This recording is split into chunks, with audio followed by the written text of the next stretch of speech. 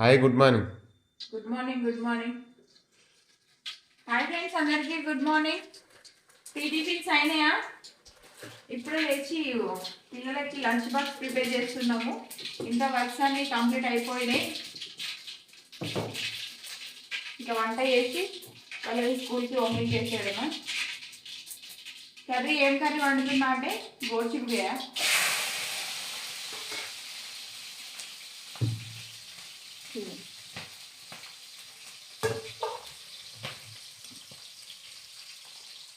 గోచిక్కుడుకాయ curry వండుతున్నా. మీ పిల్లల lunch బాక్స్కి మీరు ఏం ప్రిపేర్ చేస్తుండ్రు కామెంట్ చేయండి. నేనైతే ఈరోజు ఇది వండుతున్నా.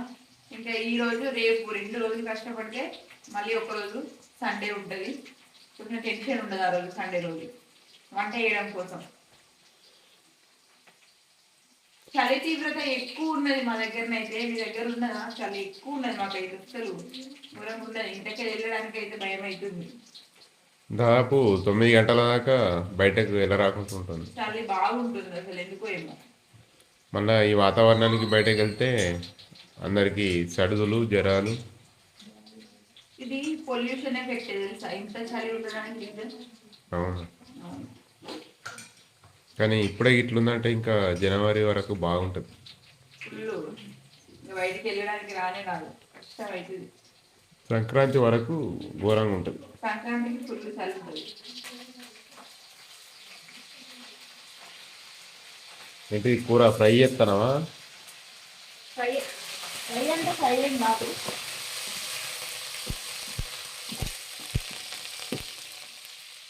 ఇంకా మరి వాళ్ళు ఎటు? ఒకసారి పొలం కడిపోయి రావాలి. పొలం అందరు కోసిర్రు, అందరి వరలు కోసేసిర్రు, మనది ఒకటే ఉండదు అక్కడ. మనం లేట్గా వేసినాం కదా. పసుపు పెట్టుకుందాం. ఓకే, పసుపు మిర్చి ఉల్లిగడ్డ అన్నీ వేసినాం కదా.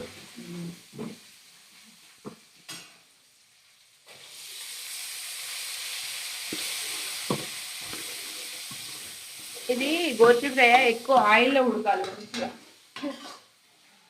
నిన్న నైట్ మా బాబు ఫోన్ చేసి డాక్టర్కి రిపోర్ట్స్ చూపించిందట, ఎవరో స్పెషలిస్ట్ కి చూపిస్తే ఆయన చెప్పిందట, ఫస్ట్ అమ్మని కూరల కారము ఉప్పు అవన్నీ తగ్గించి ఆయిల్ ఇట్లా తగ్గించేసేయమని చెప్పు.